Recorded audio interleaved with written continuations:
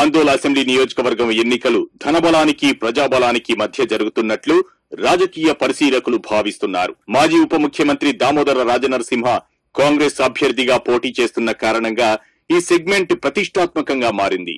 గడిచిన 2 నెలలుగా ఆందోళనలో డబ్బు మద్యం ఏరులై పారుతున్నట్లు కాంగ్రెస్ కార్యకర్తలు ఆరోపిస్తున్నారు.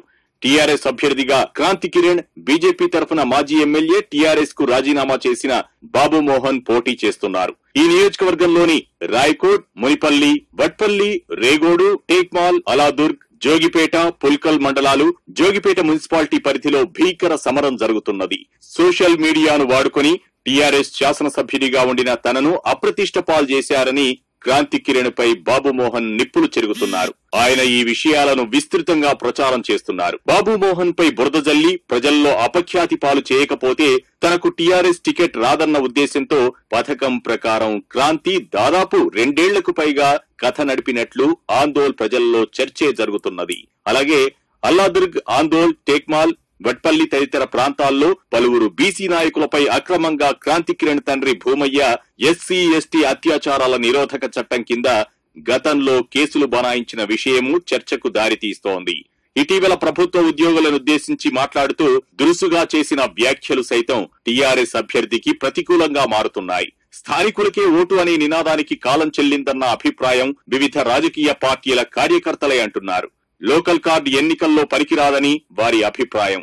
ఆందోళన అసెంబ్లీ నియోజకవర్గంలో డబ్బును మంచినీళ్లలా ఖర్చు చేస్తున్న ప్రజలు టీఆర్ఎస్ ను వ్యతిరేకిస్తున్న ఘటనలు, దళితులకు 3 ఎకరాల భూమి పంపిణీ, డబుల్ బెడ్రూమ్ల సంగతి ఏమైందంటూ టీఆర్ఎస్ అభ్యర్థిని గ్రామాల్లో ప్రజలు స్వచ్ఛందంగా నిలదీస్తున్న సన్నివేశాలు ఆ పార్టీకి తలనొప్పిగా మారినవి.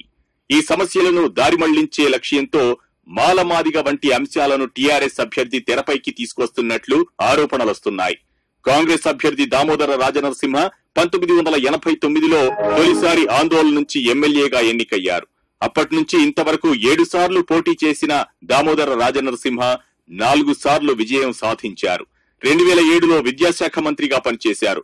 2009లో మార్కెటింగ్, గిడ్డంగుల శాఖ నిర్వహించారు. తర్వాత ఉమ్మడి ఆంధ్రప్రదేశ్ రాష్ట్రానికి ఉప ముఖ్యమంత్రిగాను సేవలందించారు. తాను ఎమ్మెల్యేగా, మంత్రిగా, ఉప ముఖ్యమంత్రిగా ఆందోళన అసెంబ్లీ నియోజకవర్గానికి చేసిన అభివృద్ధి కార్యక్రమాలపై సిడిఆర్ గా పిలుచుకునే రాజనరసింహ ఫోకస్ పెట్టారు. టీఆర్ఎస్ ప్రభుత్వం ఉమ్మడి మెదక్ జిల్లా ప్రయోజనాలను కాపాడటంలో విఫలమైందని ఆయన చెబుతున్న వివరాలు ప్రజల్ని ఆకట్టుకుంటున్నాయి. సింగూర్ రిజర్వాయర్ నుంచి 16 టీఎంసీల నీటిని నిజాం సాగర్ కు తరలించుకుపోవడం, దాని పట్ల ఆందోళన సెగ్మెంట్ లో పొలాలు ఎండిపోవడం పట్ల ప్రజల్లో, ముఖ్యంగా రైతాంగంలో తీవ్ర ఆగ్రహం కనిపిస్తోంది. టీఆర్ఎస్ దీనిపై ఇంతవరకు స్పష్టంగా జవాబివ్వకపోవడం కాంగ్రెస్ కు వాతావరణం అనుకూలంగా మారుతోంది. సింగూరు జలాలు ఆందోళన నియోజకవర్గానికి రావడంలో సిడిఆర్ కృషి, చిత్తశుద్ధిని ప్రజలు గుర్తు చేస్తున్నారు. ఆయన సింగూరు జలాల కోసం 5 ఏళ్లు పోరాడిన విషయాన్ని పుల్కల్ ప్రాంత ప్రజలు గుర్తు చేస్తున్నారు. ఈ ప్రాజెక్టులో 1984 నుంచి నీటిని నిల్వ చేయడం ప్రారంభించారు. అప్పటి నుంచి హైదరాబాద్ జంట నగరాలకు తాగునీటి సరఫరా మొదలుకొని నిజాం సాగర్, ఘనపురం ఆయకట్టుకు సాగునీరు అందిస్తున్నారు. వైఎస్ రాజశేఖర్ రెడ్డి ముఖ్యమంత్రిగా ఉన్న కాలంలో ప్రభుత్వంతో పోరాడి సింగూరు నుంచి ఆందోళన తదితర ప్రాంతాలకు సాగునీటి కోసం ఒక ఇరిగేషన్ పథకాన్ని మంజూరు చేయించిన విషయము రైతులు ఇంకా మరచిపోలేదు. ఆందోళ్, పుల్కల్ మండలాల్లో 40,000 ఎకరాలకు సాగునీరు అందించే పథకానికి నిధులు మంజూరు చేయించడంతో రైతాంగానికి గొప్ప ఊరట లభించింది. పుల్కల్ మండలంలో సింగూరు, ముద్దాయిపేట, పోచారం, పుల్కల్, ఆందోళ్ మండలం డాకూర్, మాసాన్పల్లి, ఆందోళ్, జోగిపేట గ్రామాలకు సాగునీరు అందించేలా సిడిఆర్ చర్యలు తీసుకున్నారు. సింగూరు జలాలతో ఆయా ప్రాంతాల్లోని చెరువులను నింపారు. సింగూరు జలాల తరలింపుపై జవాబివ్వలేని పరిస్థితిలో ఉన్నందున అధికార పార్టీ నాయకులు, కార్యకర్తలే ఆత్మరక్షణలో పడుతున్నారు.